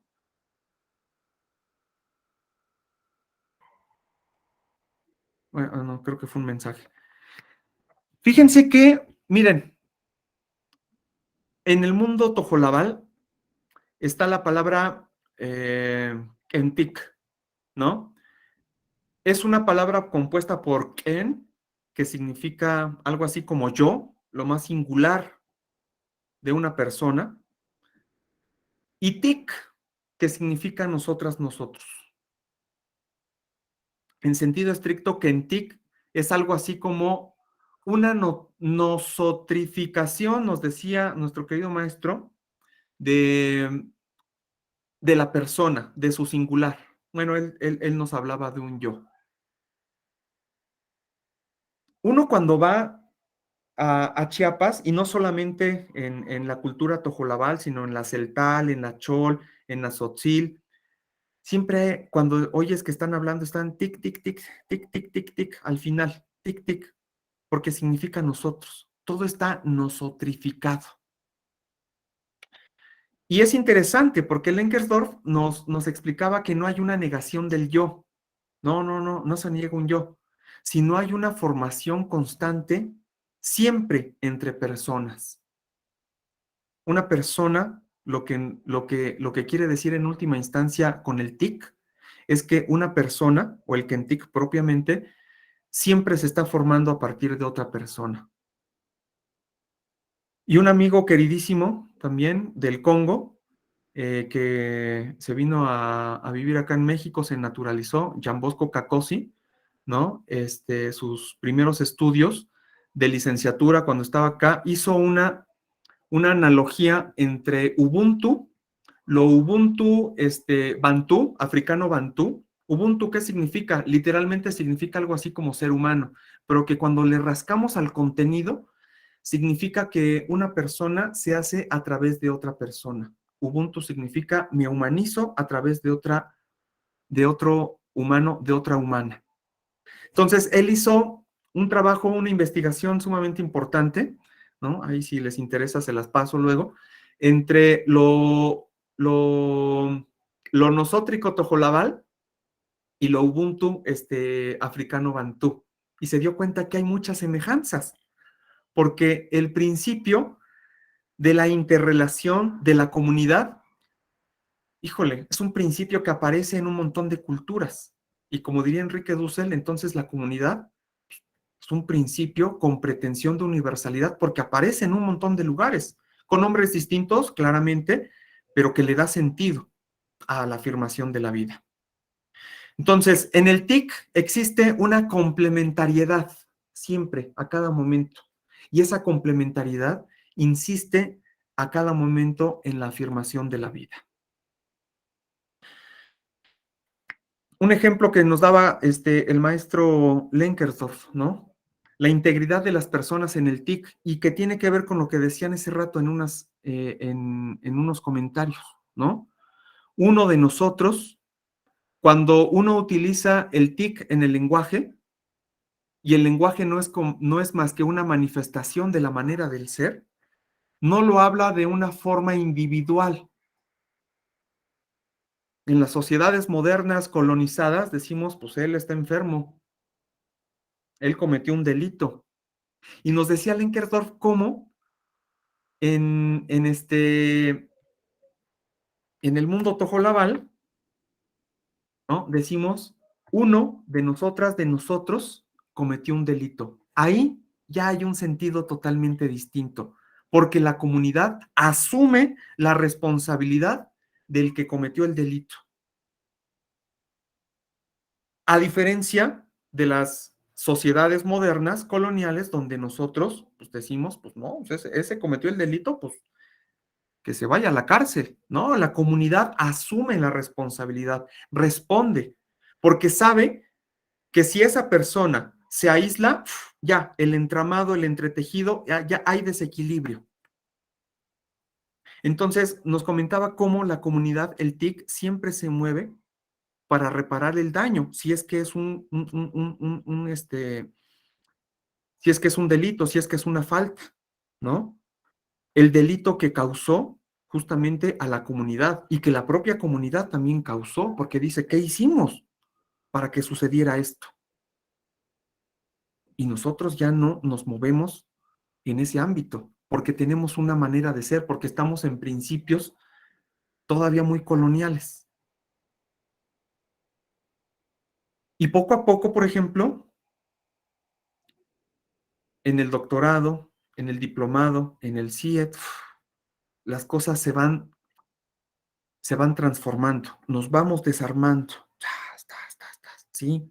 Nos vamos destruyendo, pero también nos vamos reconstruyendo, ¿no?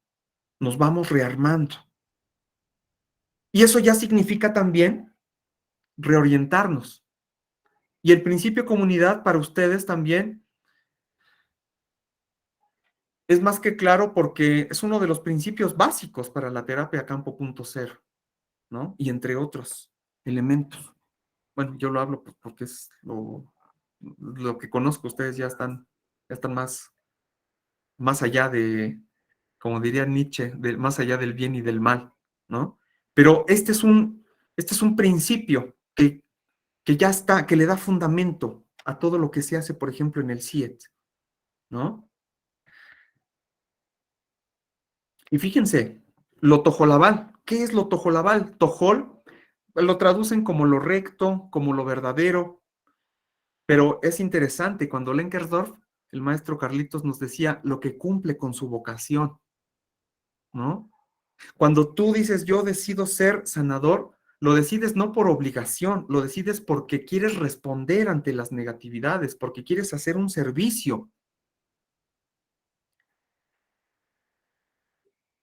Seríamos tojol, dirían las y los tojolabalas, ¿no? ¿Y aval qué es? Está vinculado a la palabra, está vinculado al idioma, pero lo interesante es que el aval tiene que ver con el escuchar, tiene que ver con, sí, es la lengua, pero la lengua que escucha. Algunos traducen tojolabal como hombre verdadero, mujer verdadera, pero en un sentido un poco más crítico, más profundo, podemos traducir a las tojolabales como los que saben escuchar, los que por vocación, las que por vocación saben escuchar. Y eso es bien interesante, porque nos cambia toda la perspectiva. Se escucha y se espera ser escuchado, la relación de complementación. Yo escucho porque tengo la aceptación, la credibilidad, diría el doctor Pedro, de que el otro me va a escuchar. Por eso la palabra es bien importante. Colonialmente la palabra se ha debilitado, se le ha perdido su sentido, se le ha quitado la credibilidad. No, dicen los tojolabales, hay que volverle a regresar a esa dimensión de la credibilidad, como dice el doctor Pedro también, y la doctora José, ¿no? Porque ahí es donde nosotros nos emparejamos, donde nos reconocemos. Emparejar, muchos en el mundo tojolabal lo dicen como jmotik, y tiene que ver con lo de la hermandad, con el que somos semejantes, con el que nos constituimos. Y esto tiene que ver mucho con el ágape semita también. Ágape es amor. Bueno, ágape es una palabra griega, pero tiene que ver con el sentido de la constitución con el otro, con la otra. Hay una relación de emparejamiento. ¿Alguien alzó la mano? Miriam, por favor. Efectivamente, aquí, Doc, fíjese, algo que quiero compartir con ustedes. Yo también vengo de una cultura zapoteca y entonces esta herencia cultural que yo traigo, mis ancestros, mis abuelos, siempre nos decían de que aquí, bueno, mis abuelos eran sanadores igual, y esto lo aprendí, ¿no? Lo traigo desde niña, pero por ejemplo, algo que siempre él o ellos comentaban era, aprende a escuchar y ser escuchado también, pero aquí es, no puede salir una yunta si no caminan juntas. Y siempre nos ponían de ejemplo como la yunta, ¿no? Aquí la yunta de las carretas, los ganaditos que los amarran algo aquí en la cabecita y Sí. que no podía salir uno con el otro. Y mucha relación tiene de lo que usted nos está comentando ahorita, ¿no? Esta parte que nosotros, nosotros que venimos en esta herencia cultural, siempre nos han comentado de que para todo momento hay que ser escuchado y poder escuchar, y el caminar, ¿no? Caminar juntos, no se puede una solo, tiene que ser dos en pareja, y que y eso era lo que quiero compartir. Gracias. No, muy bien, porque en la cultura zapoteca, en la cultura viniguenda, también aparece el principio de la comunidad, aparece el TIC, bueno, expresado en su dimensión cultural. Pero si te das cuenta, Miriam, lo que acabas de decir es lo que dice Enrique Dussel, es decir, aparece la pretensión de universalidad del sentido del emparejamiento, del sentido de la comunidad como afirmación de la vida. Y no solamente, te pongo el ejemplo de mi cuate, de mi compañero, de mi hermano, Jean Bosco Cacosi, ¿no? Bantú, ¿no? Que hizo una analogía entre lo tojolabal y entre lo bantú, ¿no? Sosa. Pero lo podríamos hacer con cualquier otra cultura de Abya Yala. Y en el libro que hicieron la doctora José, el doctor Pedro, de los sentipensares, ¿no? Ahí cuando le echan una ojeada, cuando revisas, aparece siempre ahí lo común, lo comunitario. Porque el TIC, ¿no? Es una categoría filosófica desde Abya Yala, ¿no? Que siempre está buscando la afirmación de la vida. Y aquí ya, para ir cerrando, vean cómo entonces Jmotic, ¿no? Somos hermanas y hermanos, o sea, esto también es más extensivo, está más allá de la visión colonial antropocéntrica, ¿no? Sino que se le considera también hermano, hermana, ¿no? A la plantita, al animal, a las nubes, al agua, al aire, ¿no? Es más, nos decía Lenkersdorf, y bueno, cuando estábamos por allá también, hasta la cacerola tiene corazón, todo vive, todo tiene corazón, bueno, en maya, ¿no? Todo tiene corazón y todo es merecido de vida dignamente, ¿no? Entonces, ya para ir cerrando, ¿no? Esto, bien importante, destojolabalizarse. Fíjate, destojolabalizarse en sentido estricto tendría que ver con el que haya una ruptura, con el que me individualizo, me fragmento, me aíslo, como somos en la modernidad colonial. Decía, le preocupaba muchísimo esto a Lenkersdorf, ¿no? Decía, es que me preocupa porque las personas nos estamos destojolabalizando. Gnalashi, ¿no? ¿Qué significa Gnalashi? Por su sordera no sabe escuchar. Acuérdate que tojolabal, en sentido estricto, significa, ¿no? Los que saben por vocación, porque su servicio es ese, saber escuchar. Y Gnalashi significaría algo así que por su sordera, bueno, yo diría acá en estética, por su anestesia, por su insensibilidad, no sabe escuchar, y eso lo relacionaban con, pues es que ya se hizo explotador, ya se hizo rico, ya se hizo mandón, ya se hizo mandaranum, dicen, ya se hizo patrón, se desliga de la comunidad. Entonces, fíjate cómo hay una preocupación siempre, ¿no? Sobre esto.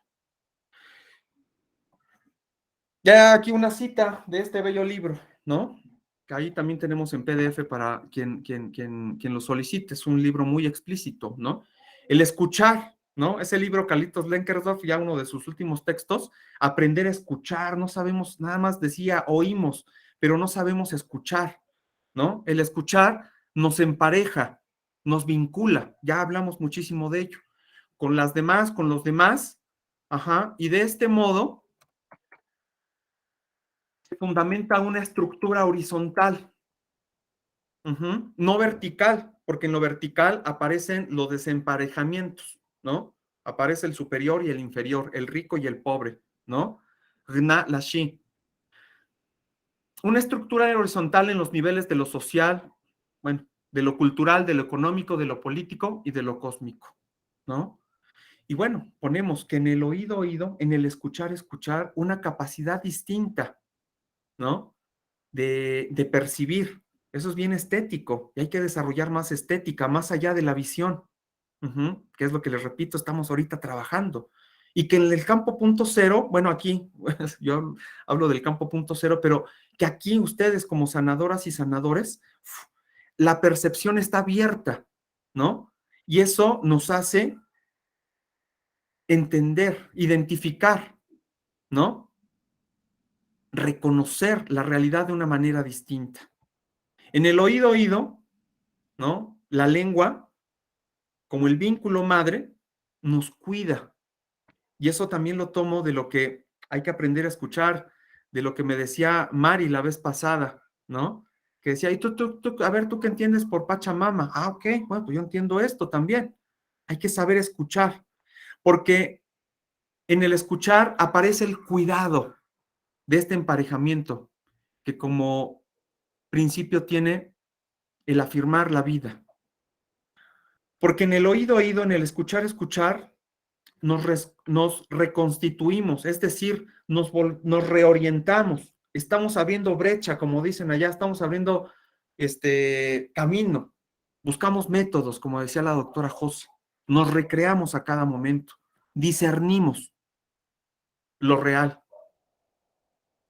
Y bueno, aquí en la cosmoaudición, esto lo tomo también del doctor Pedro, de la doctora José, ¿no? De la cosmopercepción, ¿no? La cosmoaudición. En la cosmoaudición, la vida siempre se busca afirmarla de la mejor forma posible, de la forma digna, ¿no? Y siempre se está procurando. La procuración como el responder en la complementación. Y bueno, ya nada más termino estas 3 pequeñas conclusiones y cerramos porque se acaba esto, ¿no? TIC es un postulado que afirma la vida de la comunidad de vida. TIC es un postulado, es un principio. El postulado es el que nos va dando camino, como decía la doctora José hace rato, y decía también ¿qué es la epistemología? Todos esos conocimientos, todos esos grados de conciencia que nosotros vamos teniendo que nos van dando brecha, que nos van dando orientación, reorientación. TIC es un postulado con pretensión de universalidad porque aparece en un montón de culturas, de Abya Yala y como decíamos, por ejemplo, en el África Bantú y en las culturas orientales claramente aparece también. Ustedes conocen más de ello. TIC es una categoría crítica porque es autocrítica, lo que decía la doctora José Serrat, ¿no? De su propia manera de ser. No podemos dejar de ser autocríticos. Hay que saber siempre dónde estamos situados para saber qué es lo que estamos haciendo, cuál es el lugar desde el que estamos partiendo. Y si hay una negatividad que se ha generado, respondamos para transformar y seguir abriendo camino. Doctora José, porfas.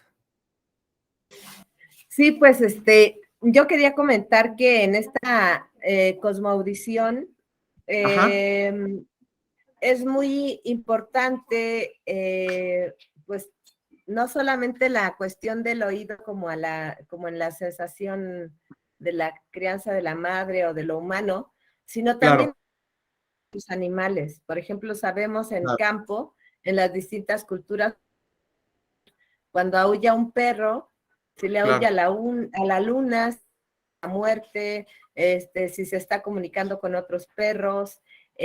También podemos escuchar el sonido del viento, ¿no? Si trae agua o no trae agua.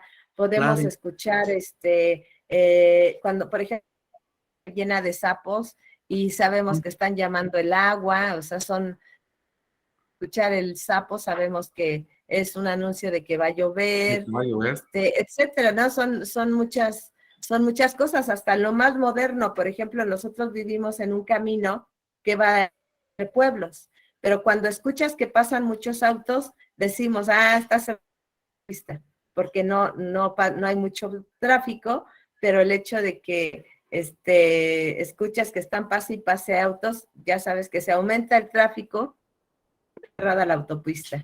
O cuando hay jaripeo, ¿no? Que hay autos que están por todas partes. O sea, el oído nos conecta, ¿no? Yo que tengo mi tema Claro. con el oído, sé que es regulador de todos los sentidos, es el jefe de todos los sentidos ordinarios, porque es el que regula el tacto, el que regula el sabor, el olfato, es un conector de los hemisferios. Entonces, el hablar de esta cosmoaudición, pues es una sabiduría que, bueno, pues no tienen la culpa de que apenas esté descubriendo ahora, ¿no? Claro. Y esa parte también es lo que a veces las mamás, yo me acuerdo cuando los hijos estaban pequeños, que oías cómo respiraban, o si se les caía la cobija, o sea, es una cosa impactante, ¿no? Y sí también pienso que hay una categoría gramatical en lingüística, me acordé ahorita, de los verbos transitivos, cuando tú dices doy, pues da, Claro. y se lo das a alguien, bueno, esos son bitransitivos, pero el oído implica que si escuchas, ¿sí? Hay algo que tiene tiene que ser como respondido, ¿no? Cuando hay una persona que habla, también hay esa parte, no solamente escuchar, sino también esa parte de abrir el canal y interpelar a otra persona y decirle, oye, sí, qué bueno, ay, de verdad, híjole, no te preocupes, o no me digas, o te doy mi opinión, o etcétera. Entonces hay es a partir del oído que podemos establecer este corazonar, ¿no? Me conecto contigo, pero la palabra está mediada primero por la escucha. Y bueno, eso Claro. quería comentar. Gracias, Aldo. Y no, al contrario, y hay que considerar que en las culturas originarias siempre está presente esta complementación de dos elementos. Entonces, por ejemplo, ahorita que retomo esto que dices al final, que cuando uno escucha es porque también alguien habla, ¿no? Y viceversa, es decir, siempre es complementaria. Fíjate que el aval también no solamente tendría que ver con la cuestión del escuchar, sino que también tiene el significado de hablar, de poder externar. Entonces, fíjate cómo en el aval aparece ya esa interacción, aparece esa complementación en automático. Sí, yo lo puse acá como que cuando uno escucha, pues espera también ser escuchado, pero fíjate que ya en la propia categoría del aval ya aparece la complementación, ¿no? Ya aparece la complementación de escuchar y expresar. ¡Pum! Aparece ahí ya ese elemento, ¿no? Y es algo muy semejante, pero a partir de la escucha, como en el mati náhuatl, ¿no? Que cuando siento, pues estoy pensando y viceversa. Pues acá también, y todas las palabras son en ese sentido, son complementarias. Y ya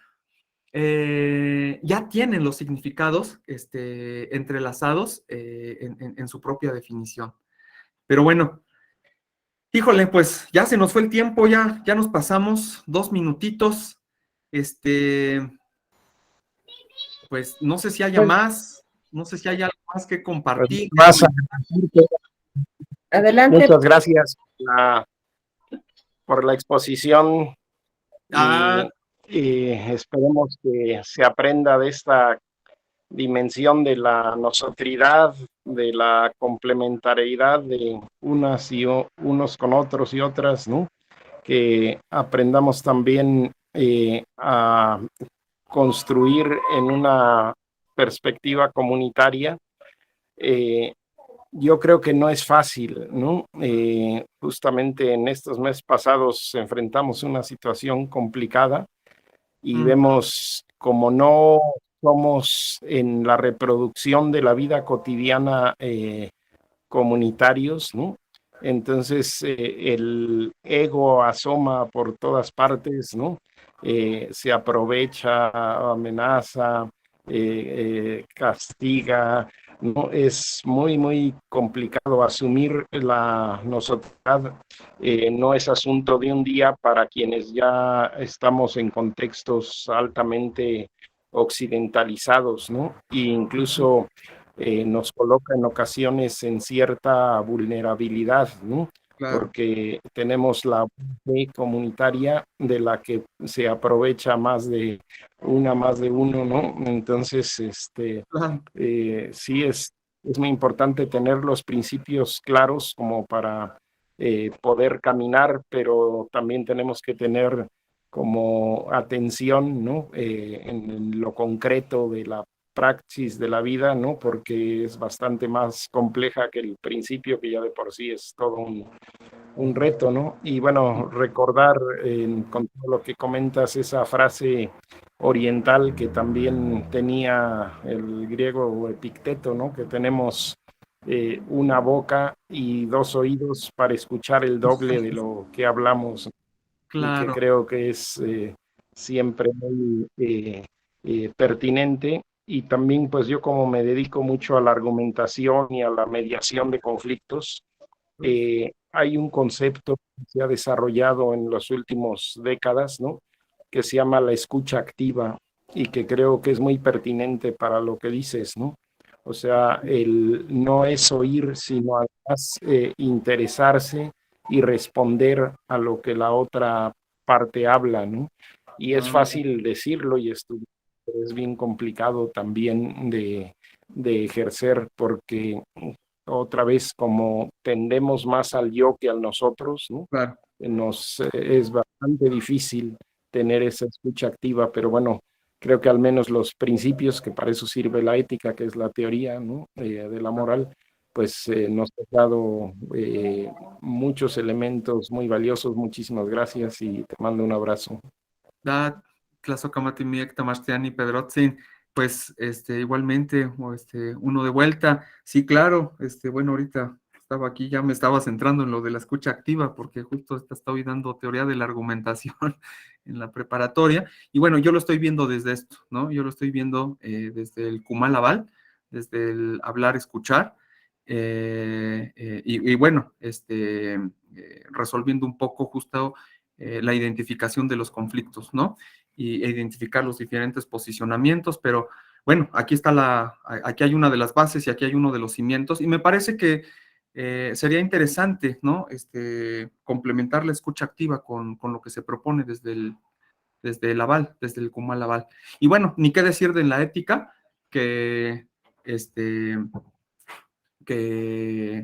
pues es la que nos da los postulados para que podamos reorientar justamente la conducta y la manera de ser que tenemos. Y no es fácil, estamos dando aquí ciertos criterios, pero bueno, los vamos a seguir insistiendo. Pues ya no les robo más tiempo, muchísimas gracias, Tlazocamati Miak. Nos vemos en 15 días. El material lo subo para que lo puedan revisar, y subo materiales ahí también de los que comentamos. Gracias a ustedes. Gracias. Gracias. Buenas noches. Gracias a todos. Muy buenas noches. Bye. Gracias, maestro. Gracias a Muchísimas ustedes. Gracias por toda su sabiduría. Ya vamos al tema. Gracias. Ándele. Gracias. Bye. Gracias. Buena vibra. Gracias, buenas noches. Gracias, buenas noches. Dios quiso Lialdo, ya no. Gracias, nos vemos. Tlazocamati Miak, muchas gracias.